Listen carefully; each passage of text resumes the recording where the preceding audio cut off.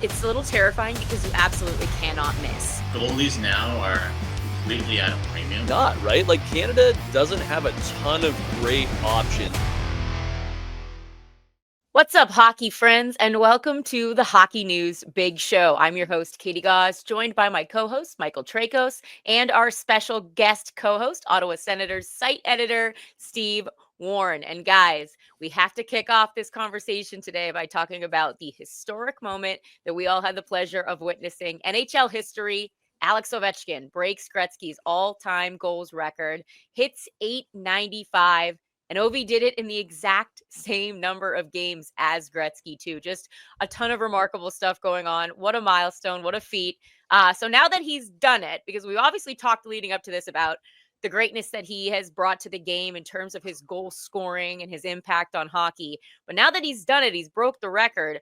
What's next for Ovi? How will he add to his greatness? Is it going to be the Capitals going for a playoff run? So what do we think is kind of next for the Great Eight? I'm going to go the easy one here and say a second Stanley Cup would look really good on Ovi's resume right now. And I think that was the one thing when we originally were talking about him prior to the Capitals winning in 2000. Are we going back to all the way 2018, I guess, when the Capitals finally won their first cup? And that really was the big hole on Alex Ovechkin's resume. So, Crosby's got 3 cups. Ovi with 2 would really kind of, create that debate. Who is the better player? Agreed. What do you think, Steve?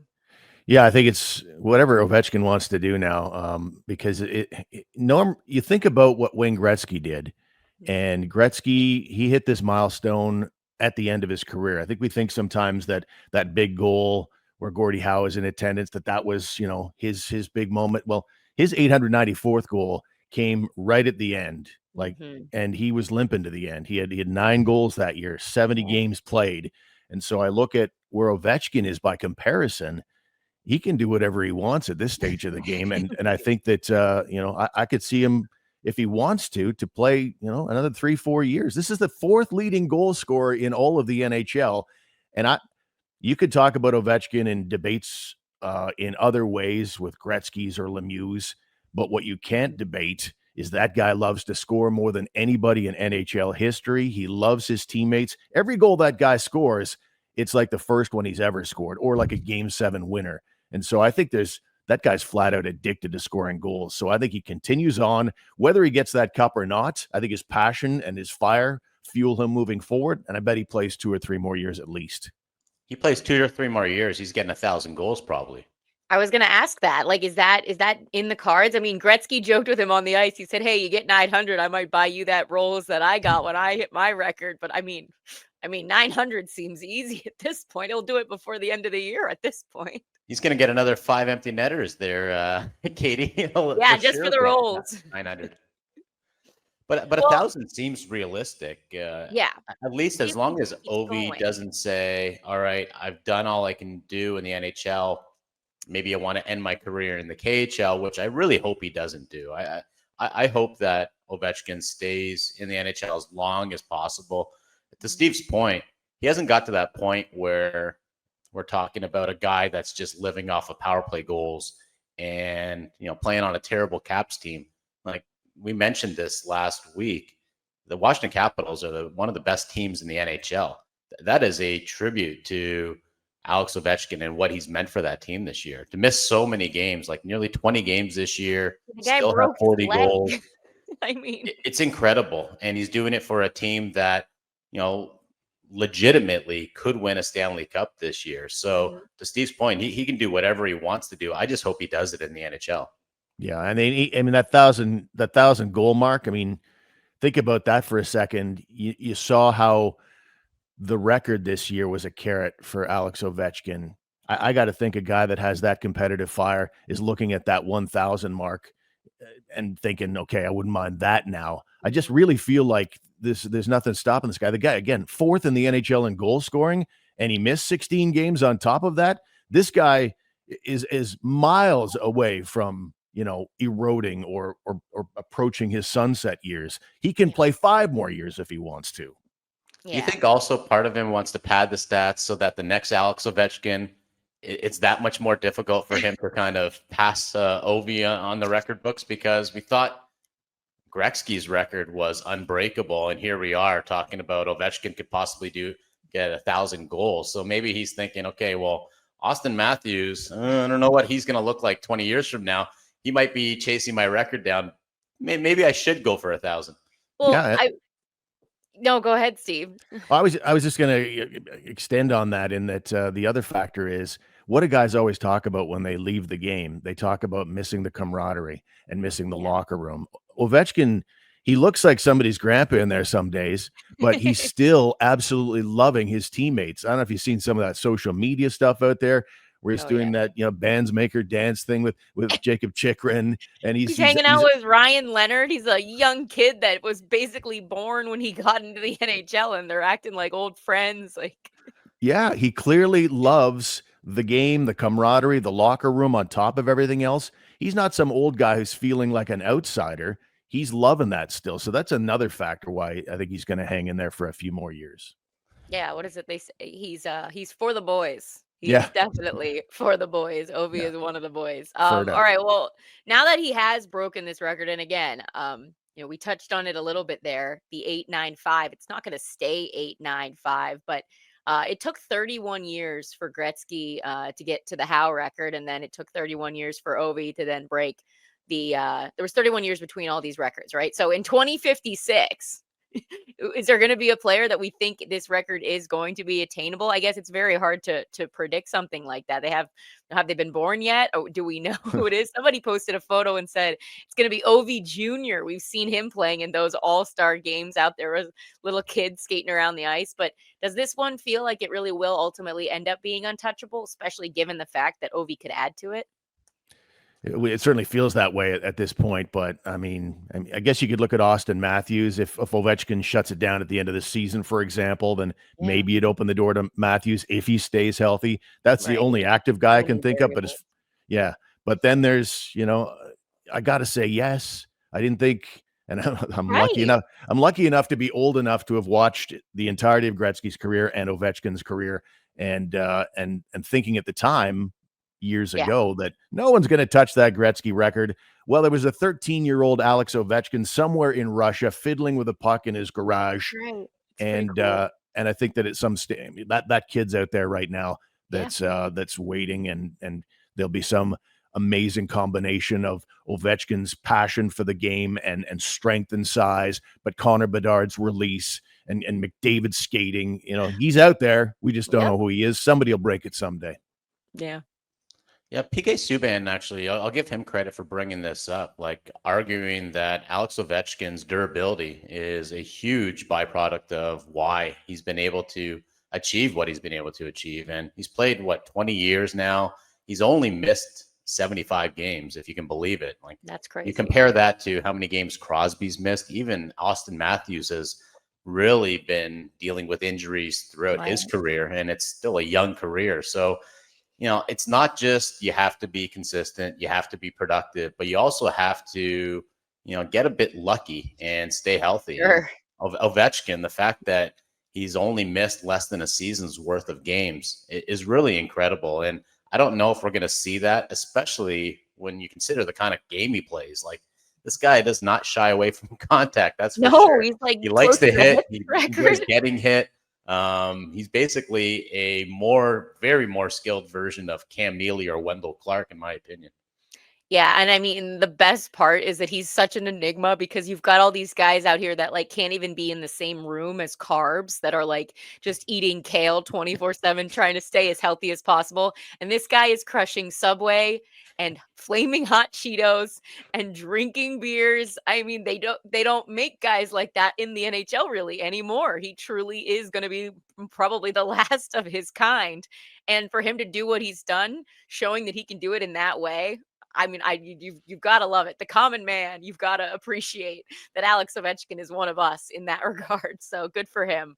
All right, quickly, guys, before we wrap up our talk about the Great Eight, I've seen a lot of discussion about this hockey Mount Rushmore and where does Ovechkin rank as the NHL's greatest players ever. So if you had to quickly give me your hockey Mount Rushmore, top 4 of all time, is Ovi on it?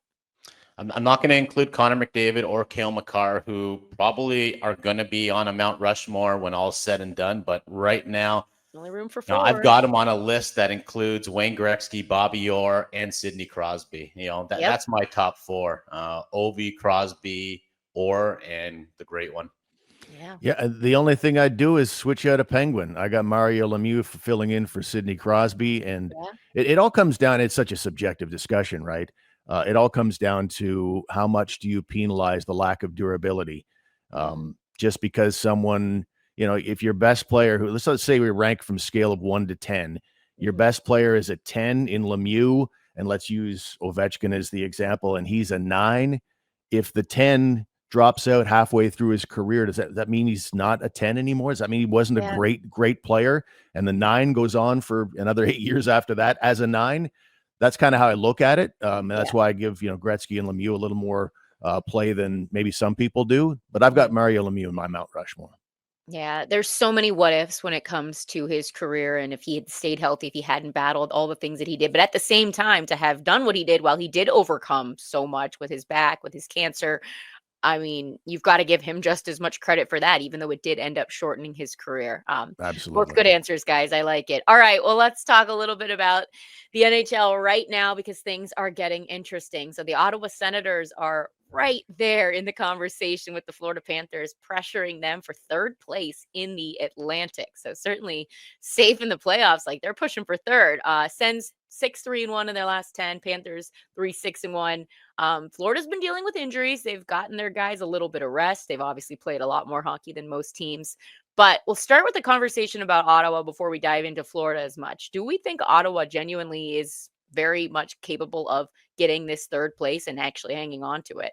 Steve? I think any NHL playoff bound team that's 5 points out or that's 2 points out with 5 to play is in that discussion. And it would be nice to be a fly on the wall and find out what the true tactics are in both Florida and Ottawa. Are they both going to be resting players? But I think right now, I think the answer is, I think they're both going to make sure that their dinged up guys are ready to roll. We already know Brady Tkachuk is out of the lineup, whether that's a true injury, like as in he can't play right now, or are we just giving him some time off before game 1? Because he plays obviously a very robust game. Nick Jensen and Linus Ullmark could probably count on being spelled here in the last 5 games. And so that would move them into the same kind of mode that the Florida Panthers are in. But I do think that in both cases, if they have a preference, both teams would probably rather hang and get the Leafs if they can, but we'll see. Yeah. Well, conspiracy theory here, eh? So they're all kind of tanking for Toronto. Is that what you're trying to say here, Steve? We'll get there. Listen, I think Ottawa very much could get 3rd place if they really wanted to. I could see them even getting 2nd place in the division. And I think if you're a Sens fan, that's kind of what you want. The best thing, aside from just being healthy going into the playoffs, is playing your best hockey. So if you can go in on a winning streak or at least a winning record and feeling great about all facets of your game, that is the best thing for any team. The worst thing that could happen is you've got 1st place or 2nd place all sealed up. You got nothing to play for, and it shows. And then you're trying to flip a switch for game 1 of the playoffs. It happened so many times. Like look at Tampa against Columbus that one year where they get swept, and it was best team in hockey in the regular season, took their foot off the gas and couldn't find the accelerator when they needed it. So, this is great. This is a great position for Ottawa right now. Keep winning, even if it's at the expense of you've got a couple guys who might not be 100%. I think you're going to benefit from having a hot team come game 1. All right. So you touched on it a little bit, but on his 32 Thoughts podcast, Elliotte Friedman discussed what's being called the Sunshine State conspiracy against Toronto. We saw Paul Bissonnette wearing the tinfoil hat for his conspiracy theories on TNT. Do we think this whole conspiracy theory of Panthers just hanging out trying to get that wild card so they can face the Maple Leafs is real, Michael? I don't know how you could argue that it's not real.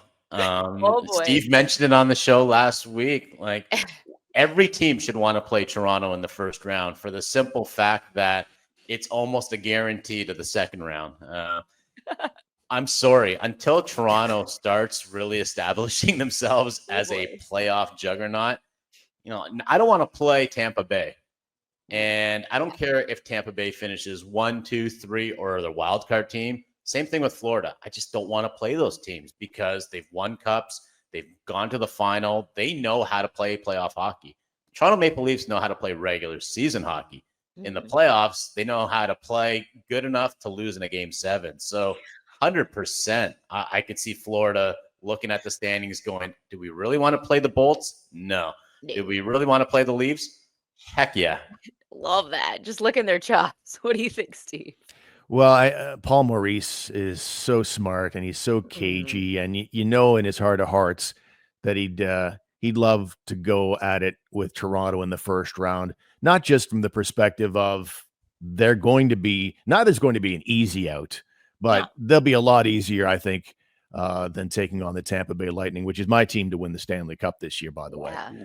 So I think Paul Maurice looks at it, but the reality is you can't really tank a game. You can pull guys out of the lineup, which they seem to be doing, but there'll come a point where, the NHL will go, hey. And I think Florida, even without the guys we've talked about, whether it's Tkachuk or Barkov, guys that are out of the lineup right now, that's still a team when they take to the ice, they're still going to be a very good hockey team. And I've always said, once the guys have taken the ice, they want to win. They're fiery competitors, whether it's beer league hockey or at the very highest level. Once you're out there and the game begins, there's no letting up because you want to play a certain team. You go for it.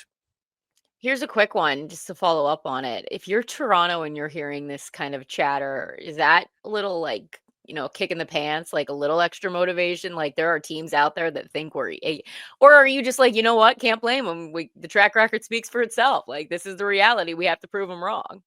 I think it's got to be the latter. I think they have to know that, their reputation is because they haven't been able to get the job done. So I'm sorry, until you start changing minds and go on to the conference final or the Stanley Cup final and then win a Stanley Cup, you are what your reputation is.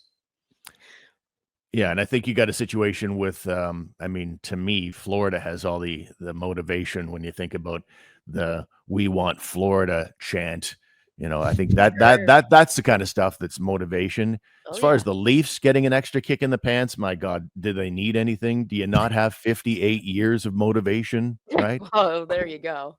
Certainly a good point. I know in Florida 1, they had their little mantra of like, yeah, us and all 6 of our fans we're going for it, right? Because everyone would chirp that they didn't have any fans, that the arena was empty, and they certainly turned the tables on that one. All right, well, let's discuss a little bit about the wild card races. Obviously, we've got 2 teams in wild card 2, Minnesota and Montreal in the East and West. They've got 6-point leads right now. So New York and Detroit, the Rangers and the Red Wings, are 6 points back of that East wildcard 2. And then Calgary is 6 points back of wildcard 2 in the West. Do we think any of these teams, Rangers, Red Wings, Calgary Flames, can they catch up? Or do we start to feel now like maybe this is the clearest playoff picture that we've seen in quite a while in terms of these teams just aren't going to have enough runway?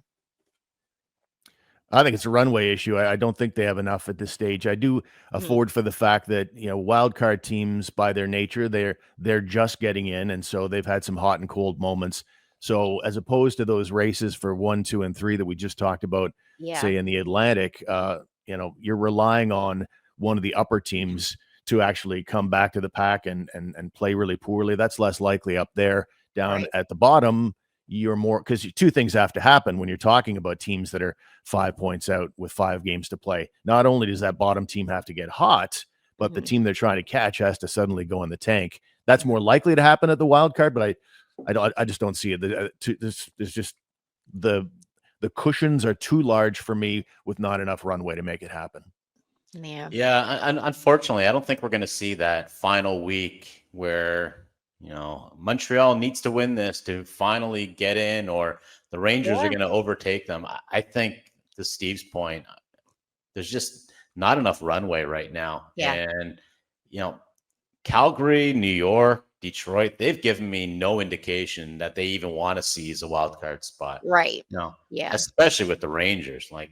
That's a team that just completely confounds me. When you look at on paper what their roster is and what the actual team is playing like. They got destroyed against Tampa Bay again last night. Meanwhile, Montreal just seems to have, wind at their back.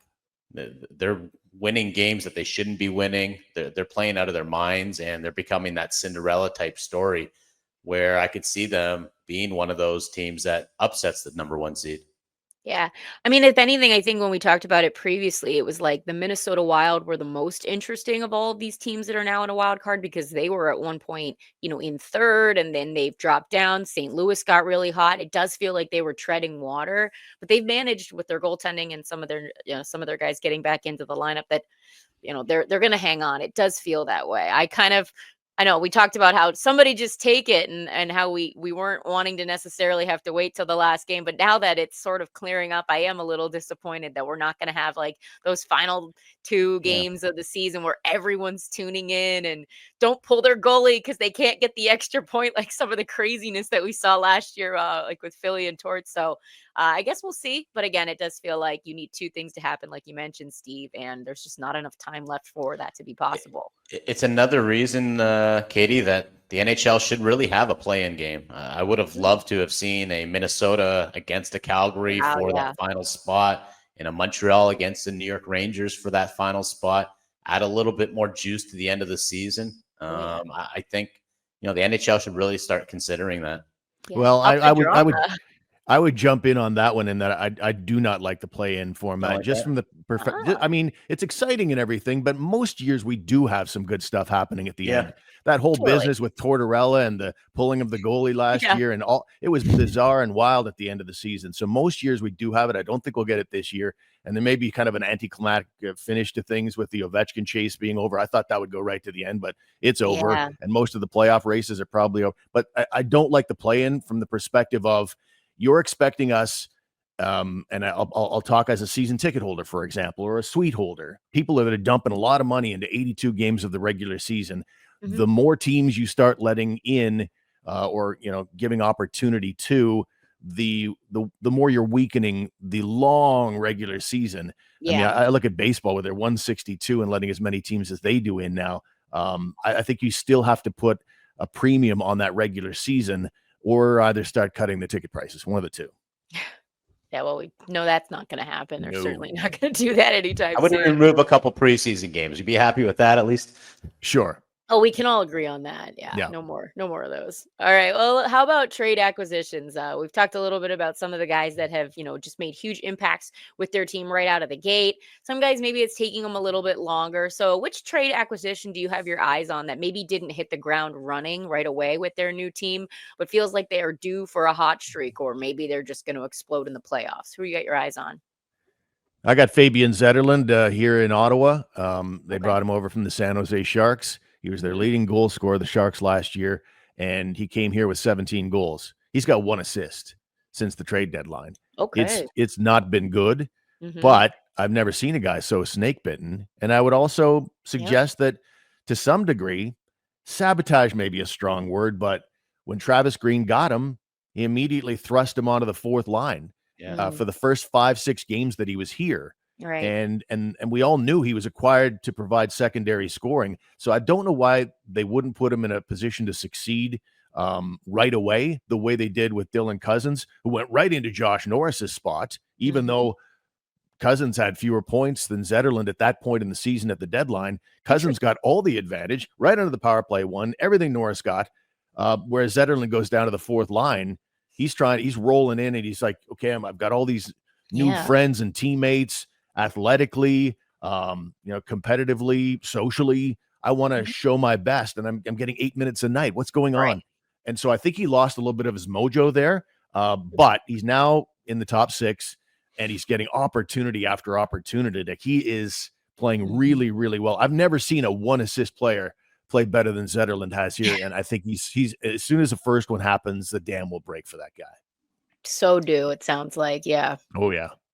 Well, one guy who wasn't acquired to be a top 6 guy is Charlie Coyle, and Colorado got him so that they could get a number 3 center. And for the first little while, you might be looking at his stats going, okay, are we just waiting for the playoffs? But lately, he has been on a hot streak, and I think we're still going to be evaluating guys like Coyle and Toronto, Scott Laughton based on the playoffs. I don't know if it's going to be the same with Fabian in Ottawa. I very much feel like, he needs to be, like Steve said, in a prominent scoring position. But, keep an eye on Charlie Coyle in Colorado. I know that, Brock Nelson has got a lot of the accolades early on, but I just remember Charlie Coyle against the Toronto Maple Leafs way back when he was with the Bruins and shutting down Toronto's top line while also providing a lot of secondary offense. If he can do the same for Colorado, that Avs team is going to be unstoppable, or demonic, as our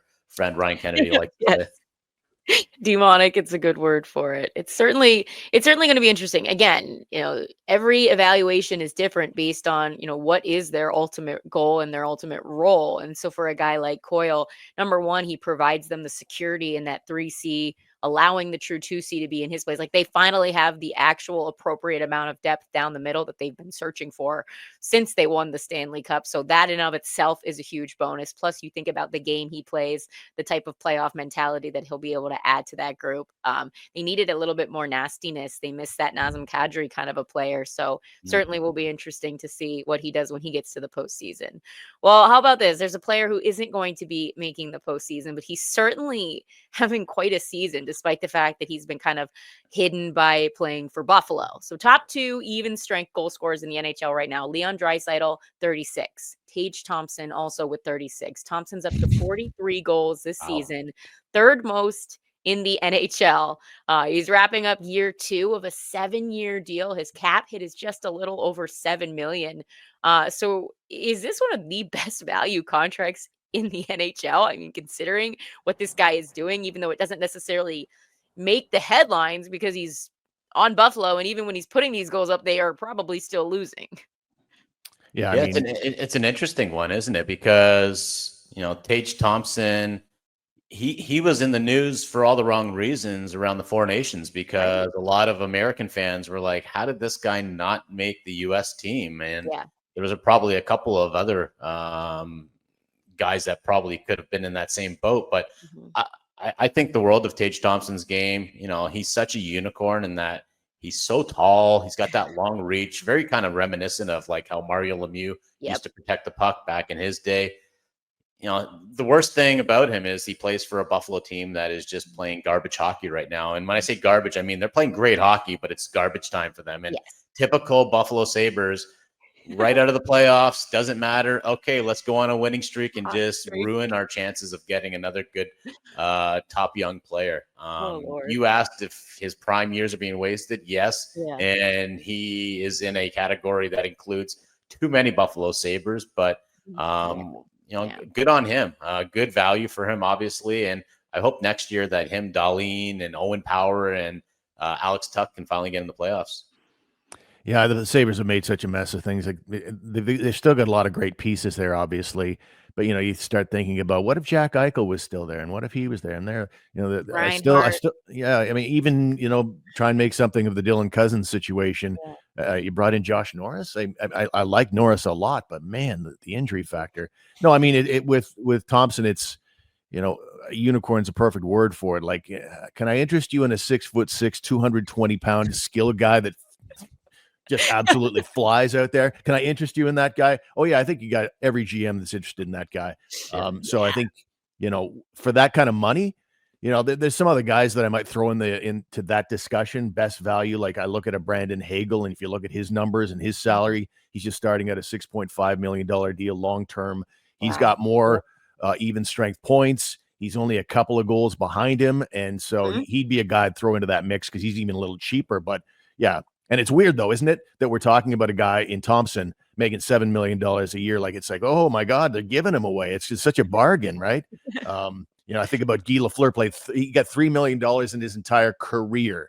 The times they have changed. So $7 million, though, in this case, in 2025, that is a bargain. If you had to make the decision between Cousins and Thompson, I could see you're saying, okay, maybe Thompson's the guy to let go. We see Cousins as a heart and soul guy we want to keep in the lineup. But now that Cousins is gone, you almost have to keep Tage Thompson, because I don't know who else you have that could be your number one center. Yeah, I'd agree. I still don't know why they made that deal. I think hands down, I'm keeping Thompson over Cousins. I've had a very good look at Cousins now, as opposed to sporadically watching him. I'm seeing him on a nightly basis now, and he's still very good second line, but you're seeing glitchy moments. Like, he put an absolute pizza. I forget exactly who the game was, but he put a puck, a cross ice pass right onto the tape. I think it was the Tampa Bay game. Anyway, whatever. There are glitches in Cousins' game that where you say, okay, I still like this deal a lot, but I also see why the Sabres had some concerns there as well. So Thompson, Cousins, that discussion, that's a non-starter for me. Thompson all day.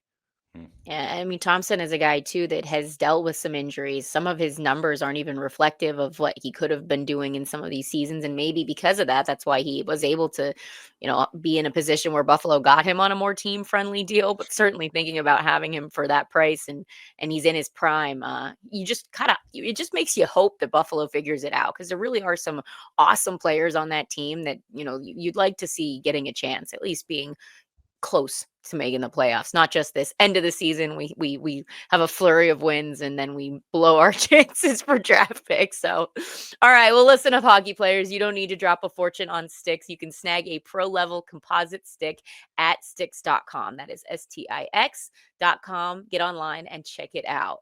All right, let's head into some rapid fire, guys. Kicking things off with a little more Toronto talk. Anthony Stolarz, 5-0-0 in his last 5 starts. He's got a .944 save percentage. He is killing it. We've had this discussion not long ago, and the answer was Woll. Now the answer maybe is Stolarz. Who is the Leafs' game 1 starter? Is that debate now over? I don't know. Last week it was Woll. The week before it was Stolarz. Next week it's going to be, Matt Murray possibly.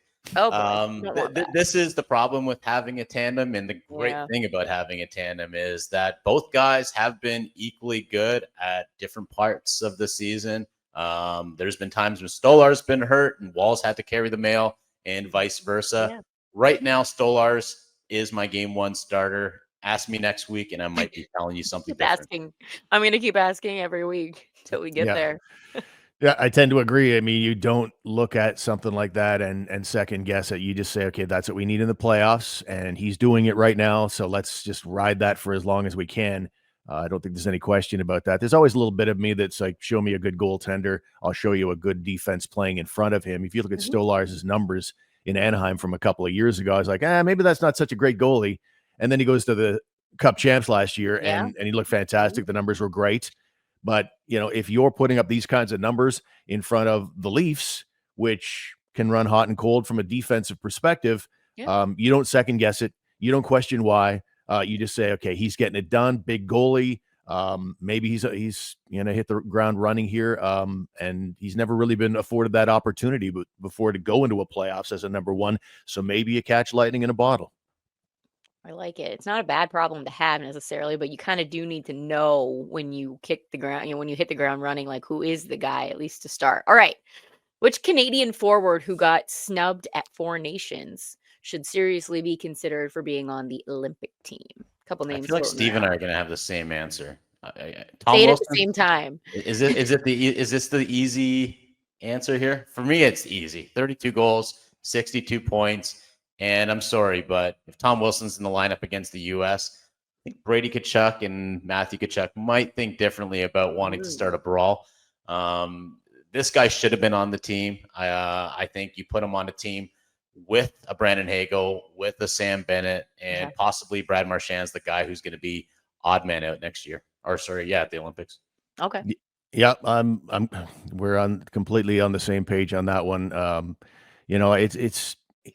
He's such an underrated player because of the physical side of the game that he brings to the table. But the guy is a consistent scorer as well. He's very underrated in that area. So yeah, I mean, on both sides of the puck, love the player, and I think that was a major omission. All right. Well, Lane Hutson is feeling like a lock at this point for the Calder, having an unbelievable rookie season. But should he be getting considered seriously for being in the Norris conversation? What do we think? Is it too hard because it's just Makar got 30 goals and are we feeling like that's the answer? Or I guess consideration for who's in is this number 2, the runner up, or it could be exactly number 3. I mean, like I'm not saying he should win the Norris, but is he at that point where he's done enough to genuinely put himself in that realm? Yeah, if you expand the nominations to 5 or 6, for sure. I don't think I have him in my top 3.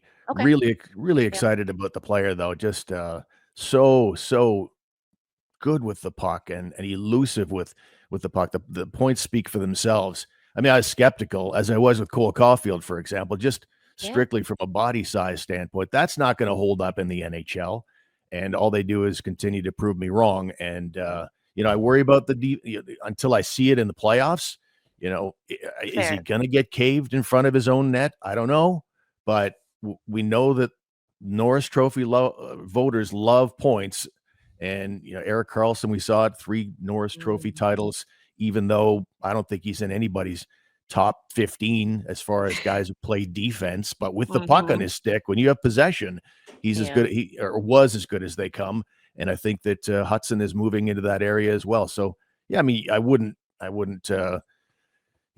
hold protest or anything if he ends up as the number 3 guy in the nominations, but they can just go ahead and give it to Cale Makar right now.